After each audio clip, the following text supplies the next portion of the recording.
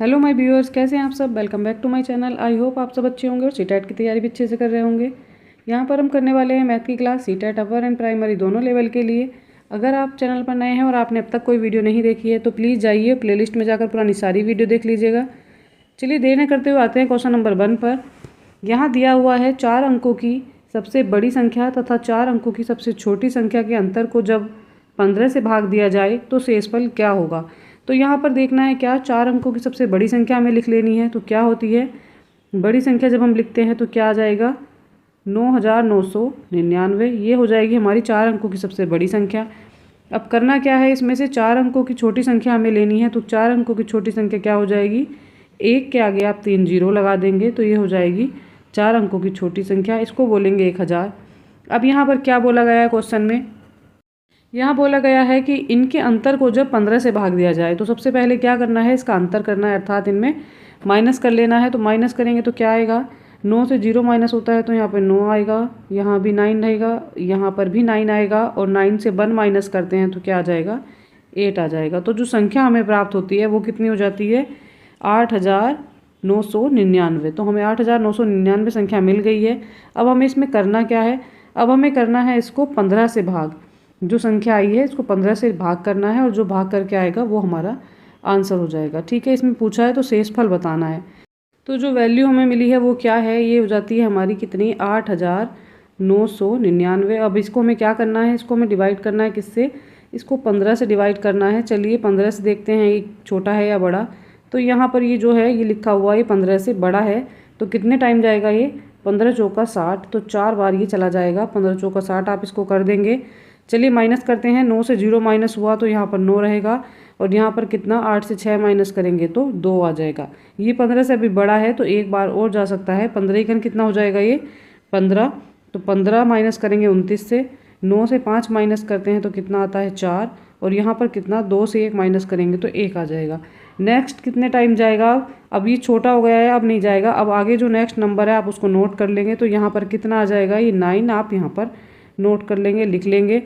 अब 15 के टेबल को काउंट करेंगे कितनी बार जाएगा, तो 15 नंबर हो जाते हैं 135। तो ये जाएगा कितनी बार, ये जाएगा 9 टाइम। चलिए इसको माइनस करके लिख लेते हैं। क्या इनको माइनस करेंगे, 9 से 5 माइनस करते हैं तो कितना आता है 4 आ जाएगा और यहाँ 4 से 3 माइनस करते हैं तो 1 आ जाएगा। ठीक है, यहाँ पर आ गया 14 और एक अभी आगे संख्या बची हुई है, हमें ये भी नोट करनी है तो इसको भी यहाँ पर लिख लेते हैं।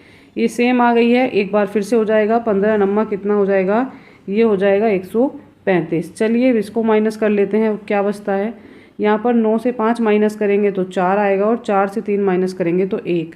जो शेषफल बच जाता है वो क्या है, जो शेषफल बचता है यहाँ पर वो है हमारा 14।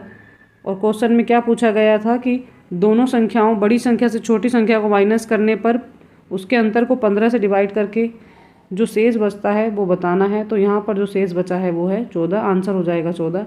चलिए आ जाते हैं नेक्स्ट क्वेश्चन पर, देखते हैं नेक्स्ट क्वेश्चन में क्या है। तो यहाँ पर जो ऑप्शन नंबर राइट हो जाएगा वो कौन सा हो जाएगा, ऑप्शन नंबर डी जो है ये करेक्ट हो जाएगा। D is the right answer. चलिए आते हैं नेक्स्ट पर, मैंने बिल्कुल बेसिक से आपको डिवाइड करना बता दिया है यहाँ। चलिए देखते हैं क्वेश्चन नंबर 2 में क्या है। 2 में क्या दिया हुआ है, यहाँ दे रखा है 11 इकाइयाँ प्लस 10 दहाइयाँ प्लस 12 सैकड़े माइनस 1000 बराबर हैं किसके। तो किसके बराबर हैं करके बताना है सॉल्व इसको। चलिए करते हैं। यहाँ पर बोला जा रहा है क्या 11 इकाइयाँ प्लस 10 दहाई प्लस 12 सैकड़े और माइनस 1000 बराबर किसके है, ये करना है। तो कैसे करेंगे, यहाँ पर आप लिख लेते हैं 11 इकाई बोला है तो इसका मतलब क्या 11 की गुणा किससे करेंगे आप 1 से करेंगे तो कितना आ जाएगा 11 इकाई कितना हो जाएगा 11 हो जाएगा। 10 दहाई अर्थात 10 की गुणा किससे होनी है, दहाई से होनी है। तो दहाई कितनी होती है 10। चलिए करते हैं 10 दहाई 100, तो ये आ जाएगा कितना, ये आ जाएगा हमारा यहाँ पर 100 आ जाएगा। चलिए लिख लेते हैं यहाँ पर, यहाँ आ गया 100। आगे देखते हैं आगे क्या करना है, प्लस 12 सैकड़े। तो 12 को किससे गुणा करनी है, 12 को करनी है 100 से गुणा। सैकड़े का मतलब है 100 से गुणा करनी है। 100 से गुणा करके लिख देते हैं 12 को 100 से गुणा करते हैं तो सीधे सीधे आप 2 जीरो यहाँ पर ऐड कर देंगे तो ये हो जाएगा 1200। ये हो गया है। अब हमें करना क्या है, इसमें जो आता है इसको ऐड कर लेते हैं। इस टोटल को सबको क्या करना है, हमें ऐड करना है। तो इसको ऐड करेंगे कैसे, इसको लिख लेते हैं। आपको एक पैटर्न बना कर लिखते हैं सीधा। तो कितना हो जाएगा ये, यहाँ पर हो जाएगा कितना इन सबको ऐड कर लेते हैं तो क्या आएगा, 1 में 0 ऐड करते हैं तो 1 रहेगा, यहाँ पर फिर 1 में 0 ऐड करेंगे 1 रहेगा, 2 और 1 कितना हो जाएगा, 3 हो जाएगा, और यहाँ पर क्या है 1 है, तो इसको ऐसे ही लिख लेंगे। अब क्या करना है, इससे लिखना है यहाँ पर -1000 करके बराबर बताना है कितना आएगा। तो इससे क्या करेंगे आप, 1000 माइनस कर देंगे। चलिए लिख लेते हैं, इससे हमें करना है 1000 माइनस, और जो आएगा वो हमारा आंसर हो जाएगा। तो यहाँ पर हम माइनस करके क्या लिखते हैं, यहाँ पर लगाएंगे आप माइनस का साइन, यहाँ 1 से 0 माइनस करेंगे 0 आ जाएगा, यहाँ पर 1 से 0 माइनस करेंगे 1 आएगा, 1 से 0 माइनस करेंगे फिर 1 आएगा, 3 से 0 माइनस करेंगे 3 आएगा, और 1 से 1 माइनस करते हैं तो यहाँ पर कुछ नहीं बचेगा। तो जो हमें संख्या मिल जाती है वो क्या मिल जाती है, ये 311। तो आंसर क्या हो जाएगा, हमारा आंसर हो जाएगा 311। चलिए देख लेते हैं कौन से ऑप्शन में है। ऑप्शन नंबर बी में है, B is the right answer. चलिए आ जाते हैं नेक्स्ट पर, देखते हैं next question number 3। Question number 3 में दिया है 15, 20 और 25 के सबसे छोटे सार्वगुणज और सबसे बड़े सार्वगुणनखंड का अंतर बताना है। तो सार्वगुणज क्या होता है, यहाँ पर लोएस्ट कॉमन मल्टीपल। जो लोएस्ट कॉमन मल्टीपल है उसको क्या बोलते हैं, एलसीएम। और जो दिया हुआ है सबसे बड़ा सार्वगुणनखंड, तो इसको बोलते हैं में से हाईएस्ट कॉमन फैक्टर। तो हमें ये दोनों चीज़ें ज्ञात करनी है, ले से और में से इसका निकाल लेना है, और उन दोनों का अंतर जो आएगा वो इस संख्या, जो अंतर आएगा क्या आएगा, ले से में से को घटा देना है और हमारा आंसर आ जाएगा। चलिए कर लेते हैं, क्या आएगा करते हैं इसको। इनका अंतर पूछा है तो सबसे पहले हमें क्या निकालना है, यहाँ पर इसका ले से निकालना है। तो किस संख्या का निकालना है, 15 कोमा कितना 20, और ये हो जाएगा कितना यहाँ पर 25। इनका ले से निकालना है, और जिनको नहीं आता उनको मैं समझा रही हूँ। तो चलिए बेसिक से ही करते हैं। तो सबसे पहले किससे करेंगे, यहाँ पर ये किससे डिवाइड हो सकता है, तो हम देखते हैं पहले सम संख्या से हो जाता है तो उसी को करते हैं। तो सबसे छोटी सम संख्या यहाँ पर ले लेते हैं, 2 से करेंगे। 15 नहीं होगा, इसको आप ऐसे ही लिख लेंगे। यहाँ पर क्या हो जाएगा, यहाँ हो जाएगा 20, तो कितना आ जाएगा 2 ढाई 20, 2 से 20 को डिवाइड कर देते हैं। फिर कितना आएगा 25, आप ऐसे कैसे ही लिखेंगे, 2 से 25 नहीं कटता है।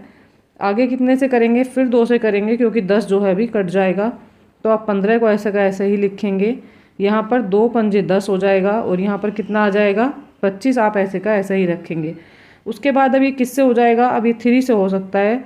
चलिए 3 से करते हैं। तो कितना हो जाएगा, 3 पंजे कितना हो जाएगा 15, यहाँ पर 5 ऐसा ही रहेगा, और यहाँ पर 25 भी ऐसे का ऐसा ही रहेगा। अब क्या करना है हमें, अब आप इसको फिर करेंगे किससे, अब ये 3 से नहीं होगा, अभी 5 से हो जाएगा। इसको 5 से कर लेते हैं। 5 1 जा 5, 5 1 जा 5, और 5 5 जा 25। फिर 5 से हो जाएगा। जब तक यहाँ पर 1 नहीं आ जाता तब तक इसको करते हैं। यहाँ 1 है, यहाँ भी 1 है, और ये कितना हो जाएगा 5 1 जा 5, यहाँ पर भी 1 आ गया। तो चलिए हम क्या निकाल ले रहे हैं, इसका एलसीएम हमें ले लेना है। तो एलसीएम निकालने के लिए क्या करेंगे हम, इसका हम इन जितने भी फैक्टर हमें मिले हैं इनकी क्या करेंगे, मल्टीप्लाई कर लेंगे।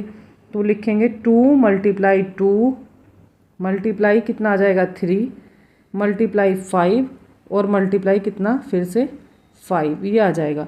ठीक है, अब इनकी कैलकुलेशन करनी है, इनकी मल्टीप्लाई करके लिख लेना है। कितना हो जाएगा, कितना हो जाएगा 2 दूनी 4, या 12 पंजे 60, पंजे कितना होता है, तो ये 60 पंजे हो जाएगा कितना 300। तो हमें जो इनका एलसीएम मिला है, लोएस्ट कॉमन मल्टीपल जो मिल गया है वो कितना है 300 है।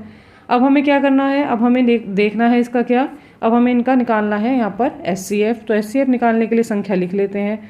सबसे पहले 15 का निकालते हैं। तो क्या आ जाएगा, 3 से हो जाएगा 15, कितना हो जाएगा 3 पंजे 15, फिर 5 से हो जाएगा 5 1 5, तो ये हो गया।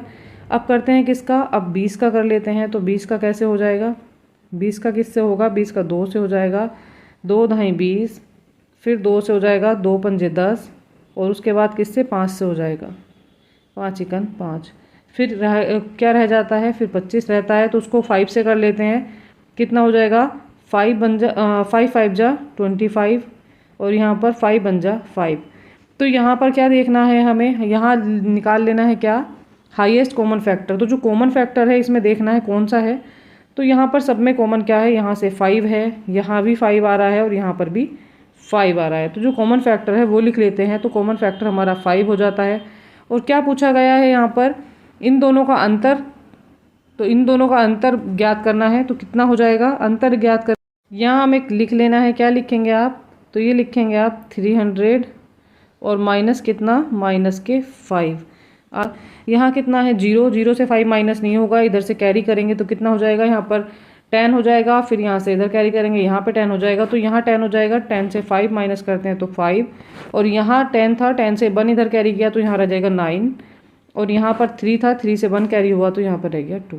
तो जो हमें संख्या मिल गई है वो 295 है। चलिए ऑप्शन चेक कर लेते हैं कौन से ऑप्शन में आ रही है ये। तो ये आ रही है हमारी ऑप्शन नंबर डी में। ऑप्शन नंबर डी जो है ये करेक्ट है, D is the right answer. चलिए आ जाते हैं नेक्स्ट पर, देखते हैं क्वेश्चन नंबर 4 में क्या है। यहाँ पर क्या दिया है, गुणनफल दे रखा है 201 गुणा 105 में क्या जोड़ा जाए जिससे कि ये संख्या प्राप्त हो जाए, 21,171 प्राप्त हो जाए। तो हमें सबसे पहले क्या करना है, तो हमें इन दोनों की पहले गुणा ही कर लेनी है, और जो गुणा करके आएगा वो 21,171 से माइनस करके हमें आंसर मिल जाएगा। तो सबसे पहले क्या करना है, 201 लिखेंगे आप। 201 को किससे आप गुणा करेंगे, 201 को गुणा करेंगे 105 से।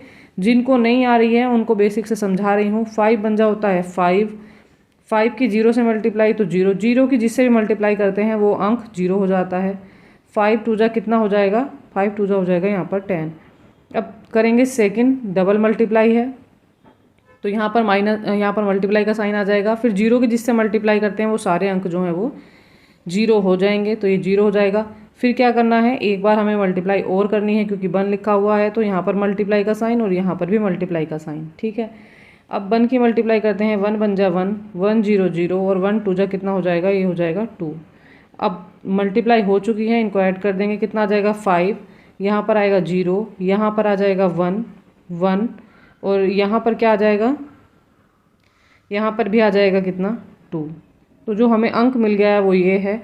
और क्या कह रहे हैं, जिससे कि ये संख्या प्राप्त हो जाए तो क्या करेंगे, इसमें क्या जोड़ा जाए, तो ये पूछ रहे हैं। तो हमें जोड़ने के लिए तो अंक नहीं है हमारे पास, तो क्या करेंगे हम, जो संख्या है 21,171 जो हमें संख्या मिली है उसको माइनस कर देंगे, हमें पता लग जाएगा। चलिए इससे माइनस करते हैं, तो कितना आएगा 1 0 और ये 5। चलिए इसको माइनस करके लिख लेते हैं।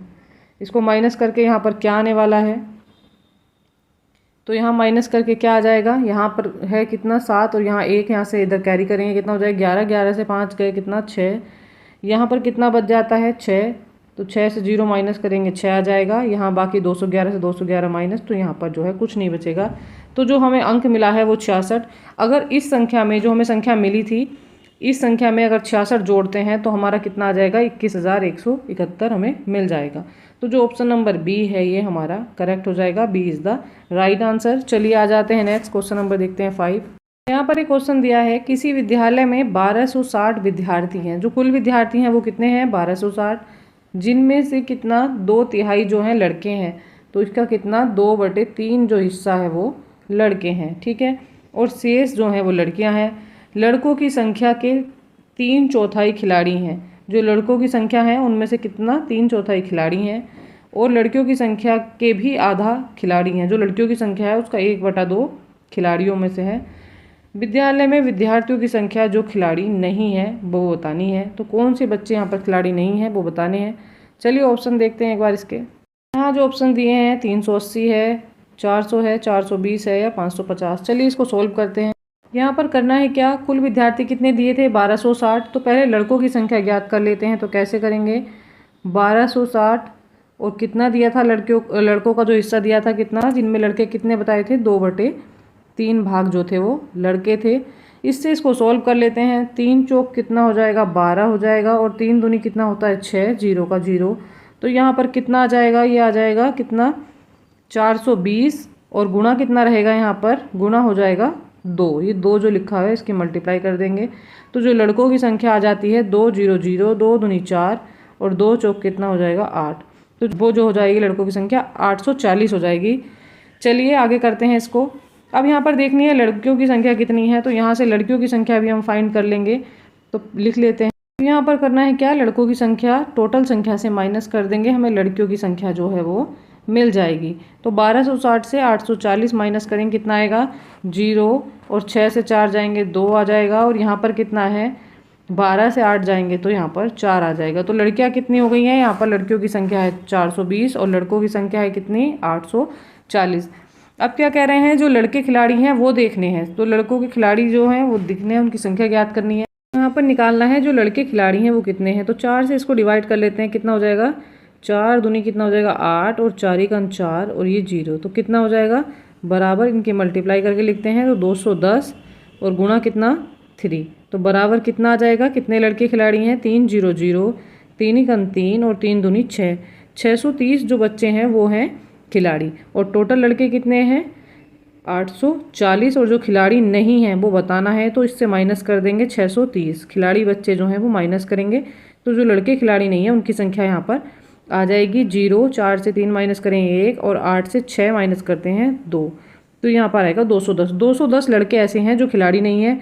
ऐसा ही लड़कियों की संख्या में देखना है, लड़कियों की संख्या कितना है, यहाँ पर जो लड़कियों की संख्या आई थी वो है हमारी 420, और यहाँ पर क्या कह रहे हैं 420 तो लड़कियों की संख्या है और उनका 1/2 जो है वो खिलाड़ी हैं, तो इसका 1/2 अगर आप निकालते हैं तो कितना आ जाता है, ये भी आएगा कितना, ये आ जाएगा 210, अर्थात 210 जो हैं वो लड़कियां खिलाड़ी हैं और 210 जो लड़कियां हैं वो खिलाड़ी नहीं है। 420 से 210 माइनस करेंगे तो आप 210 ही आएगा।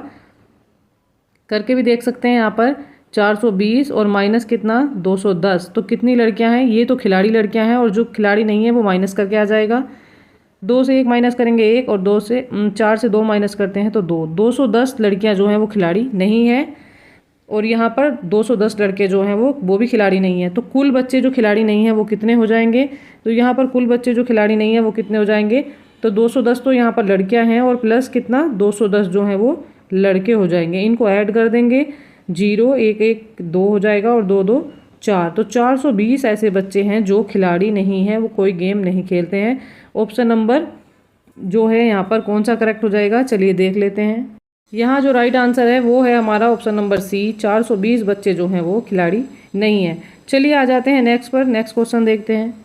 यहाँ दिया हुआ है 9/4 में कितने 3/8 हैं, तो कितने 3/8 हैं अर्थात भाग बताना है। तो सबसे पहले क्या लिख लेना है, 9/4 आपको लिख लेना है, और भाग का मतलब क्या है, इसको भाग करनी है अर्थात इसका हिस्सा बताना है। तो टोटल को किससे डिवाइड करेंगे, 3/8 से। अगर किसी चीज़ को भाग करते हैं और वो इतनी लंबी फॉर्म में लिखी होती है तो उसको कैसे कर देते हैं हम, उसको हम कर देते हैं 9/4, आप इसको ऐसे का ऐसा ही लिखेंगे और मल्टीप्लाई का साइन लगाकर जो नीचे संख्या लिखी है उसको उल्टा करके लिख देते हैं, नीचे वाली संख्या ऊपर और ऊपर वाली संख्या नीचे आ जाएगी।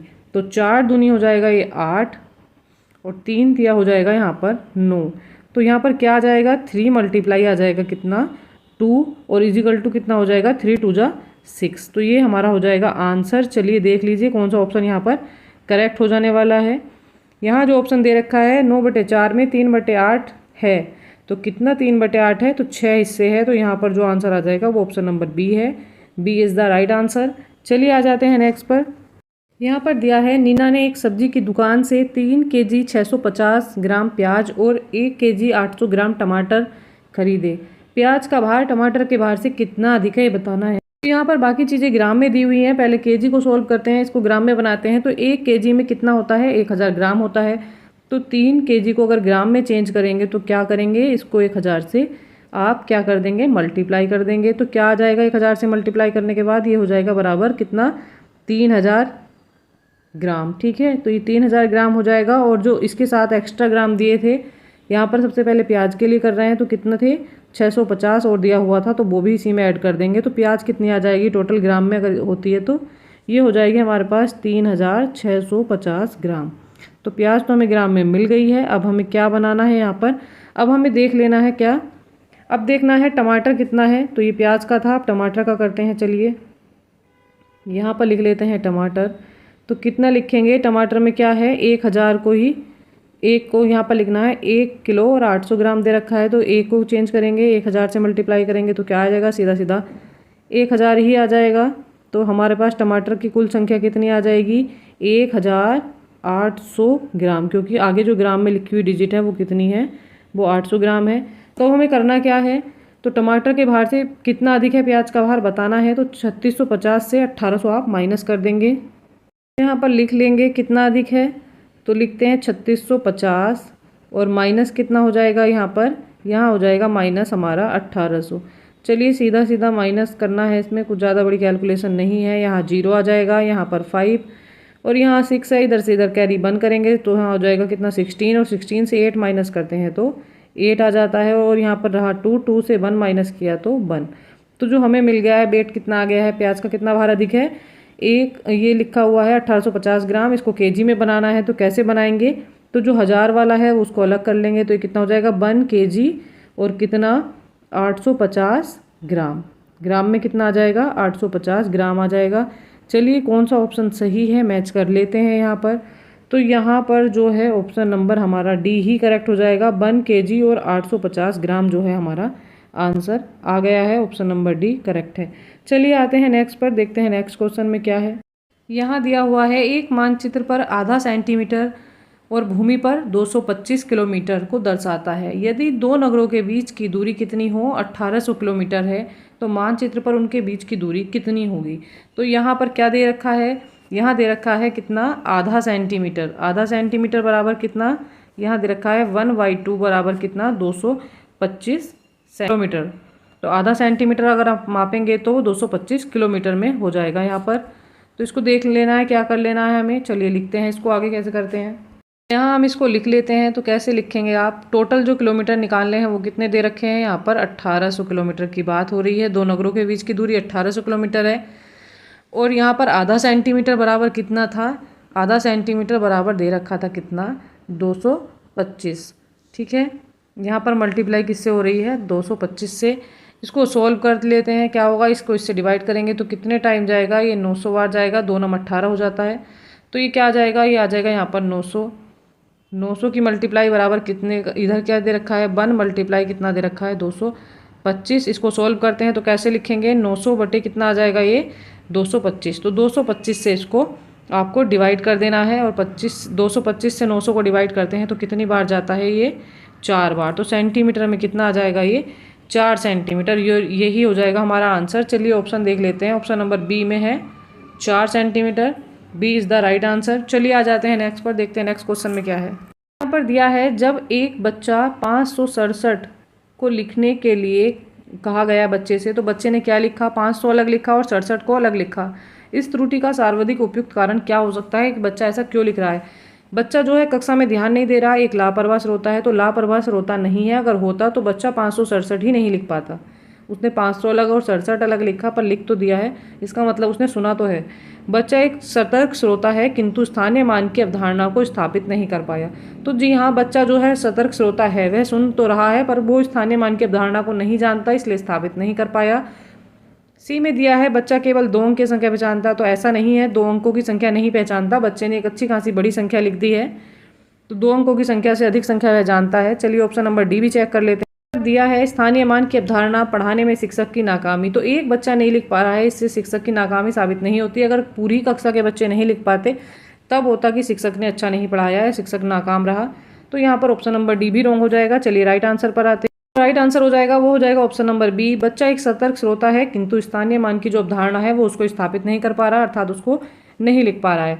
B is the right answer. चलिए आते हैं क्वेश्चन नंबर 10 पर। नंबर 10 में दिया है निम्नलिखित में से कौन सा सांस्कृतिक विशिष्ट ज्ञान का उदाहरण है जो प्रारंभिक स्तर के गणित अधिगम में बहुत छोटे बच्चों द्वारा प्रदर्शित किया जाता है। तो सबसे छोटे बच्चे किस तरह का ज्ञान अपना प्रदर्शित करते हैं गणित के अधिगम में, वो बताना है। अधिगमकर्ता द्वारा प्रयुक्त संख्या शब्द। छोटे बच्चे जो होते हैं क्या करते हैं, जब सीखते हैं तो वो छोटी संख्याओं के जो शब्द हैं उनको प्रयुक्त करते हैं, जैसे 1 2 काउंटिंग टेबल, ये सब चीज़ें वो बच्चे जोड़ घटाव ये चीज़ें करते हैं। उनको संख्या संक्रियाएं नहीं आती हैं, ना अधिक स्थान संबंधी समझ बच्चों में होती है, और ना ही बच्चे जो हैं वो गणितीय पहेली हल कर सकते हैं। बात किसकी हो रही है, बहुत छोटे बच्चे अर्थात कितने, प्राइमरी लेवल अर्थात प्राथमिक कक्षा के बच्चों की बात हो रही है। यहाँ पर प्राथमिक की बात हो रही है। तो यहाँ प्राथमिक के जो बच्चे हो जाएंगे वो पहेलियाँ हल नहीं कर पाएंगे, पजल उनसे सॉल्व नहीं होंगी, और ना ही उनको दिक स्थान संबंधी समझ है। बच्चे क्या करते हैं, जो कक्षा प्राइमरी का बच्चा होता है वो क्या करता है, संख्याओं को जोड़ सकता है, उनको घटा सकता है। बच्चा क्या कर सकता है, ONE 1 याद कर सकता है, 1 वर्ड याद कर सकता है। तो संख्या शब्द बच्चा जो है प्रयुक्त करेगा, अधिक चीज़ें वह नहीं कर सकता। ऑप्शन नंबर जो ए है ये करेक्ट हो जाएगा। चलिए आते हैं नेक्स्ट, देखते हैं क्वेश्चन नंबर 11 पर दिया है निम्न में से कौन सा कथन गणित के अधिगम के संबंध में सही है। तो कौन सा कथन गणित के अधिगम में सही है, लड़कों की तुलना में लड़के जो हैं वो अच्छा गणित सीखते हैं, लड़कियां कम सीखती हैं। तो ये बात गलत हो जाएगी, यहाँ पर जेंडर रूढ़िवादिता आ रही है और ऐसा नहीं होता है। विशेष आवश्यकताओं वाले बच्चों के लिए अलग कक्षाएं होनी चाहिए क्योंकि वे अन्य बच्चों के साथ नहीं सीख सकते। तो यहाँ पर समावेशित कक्षा का जो है प्रावधान दिया गया है, ना कि ऐसा कि जो विशेष बच्चे हैं उनके लिए अलग कक्षा का प्रावधान किया जाए। तो ये ऑप्शन भी गलत हो जाएगा। प्रत्येक व्यक्ति गणित सीख सकता है। जी हाँ, प्रत्येक व्यक्ति जो होता है वो गणित सीख सकता है। गणित में प्रक्रियात्मक प्रभाव सदैव अवधारणात्मक स्पष्टता की ओर ले जाता है। तो ऐसा कुछ नहीं है। कई बार ऐसा होता है बच्चे जो हैं किसी समस्या का समाधान कर रहे होते हैं तो ज़रूरी नहीं कि वो जो है स्पष्टता की ओर जाएं। कई बार आंसर नहीं आता है, दोबारा ट्राई करना पड़ता है और चीज़ों को बार बार करके भी देखना पड़ता है। तो ऐसा कुछ नहीं है, ऑप्शन नंबर डी गलत है। प्रत्येक व्यक्ति जो है गणित सीख सकता है, सबसे सुटेबल जो है ये यहाँ पर हो जाएगा, सी इज़ द राइट आंसर। चलिए आते हैं क्वेश्चन नंबर 12 में। बात की जा रही है राष्ट्रीय पाठ्यचर्या रूपरेखा 2005 गणित की पाठ्यचर्या को महत्वाकांक्षी होने के लिए तर्क प्रस्तुत करता है। इस दृष्टि को दर्शाने के लिए निम्नलिखित में से कौन सा सर्वाधिक उपयुक्त है। तो गणित की जो पाठ्यचर्या है वो कैसी होनी चाहिए, महत्वाकांक्षी होनी चाहिए। उसके लिए कौन सा तर्क यहाँ पर सुटेबल है वो देख लेना है। यहाँ क्या दिया हुआ है, यहाँ दे रखा है पाठ्यचर्या का संख्या ज्ञान जो है वो विद्यार्थियों की क्षमता का विकास करने के लिए आवश्यक होता है। चर्या में क्या संख्या ज्ञान अगर बच्चों को सिखाया जा रहा है तो वो बच्चों की जो क्षमता है उसका विकास नहीं करता, ऐसा नहीं है। पाठ्यचर्या का गणितीय चिंतन एवं विवेचना के लिए विद्यार्थियों के संसाधन का विकास करना आवश्यक है। ये बात यहाँ पर सही है। बच्चों के पास संसाधन होंगे तभी वह गणितीय चिंतन और विवेचना कर पाएंगे। पाठ्यचर्या का गणितीय पहेलियों को हल करने में विद्यार्थियों की क्षमता का विकास करना आवश्यक है। तो ऐसा कुछ नहीं है, पाठ्यचर्या किसी की भी क्षमता का विकास नहीं कर सकती है। यहाँ ऑप्शन देख लेते हैं क्या क्या है। यहाँ दिया हुआ है ए और सी सही है, तो ये गलत हो जाएगा। केवल बी सही है, बी सी सही है या ए बी सही है। तो यहाँ पर जो सबसे सुटेबल और राइट है वो है ऑप्शन नंबर बी, केवल बी सही है। चलिए आ जाते हैं इसी के साथ नेक्स्ट पर, देखते हैं क्वेश्चन नंबर 13 में क्या दिया है। यहाँ पर दे रखा है क्या, यहाँ दिया है राष्ट्रीय पाठ्यचर्या रूपरेखा 2005 के अनुसार प्राथमिक स्तर के गणित पाठ्यक्रम को पर सबसे कम केंद्रित होना चाहिए। तो किस पर सबसे कम केंद्रित होना चाहिए यहाँ दिया है। यहाँ दे रखा है किस पर, प्रासंगिक गणितीय शब्दावली के विकास पर, दिक् स्थान संबंधी समझ पर, प्रतिमानों के प्रतिरूप की पहचान पर। डी में दिया है समस्याओं को हल करने के लिए मानक कलन विधियों का उपयोग। तो यहाँ जो दे रखा है सबसे कम सुटेबल क्या है, यही हो जाएगा ऑप्शन नंबर डी, यही करेक्ट हो जाएगा। इस पर ही सबसे कम ध्यान केंद्रित करना है। छोटे बच्चे हैं, प्राइमरी लेवल के हैं, तो उनके लिए मानक कलन विधियों का उपयोग नहीं किया जा सकता। मान लीजिए मानक कलन विधि ये होती है 3 और 2 को हम ऐड करते हैं तो क्या आ जाता है, 5 आ जाता है, ठीक है। पर जो छोटे बच्चे होते हैं प्राइमरी लेवल के, उनके लिए हम क्या करते हैं, पहले 3 डंडे 3 लाइनें खींचते हैं, फिर 2 लाइन खींचते हैं और बोलते हैं इन सबको क्या करिए, काउंट करिए और लिखिए। बच्चा सबको काउंट करता है और तब जाकर वो 5 लिखता है।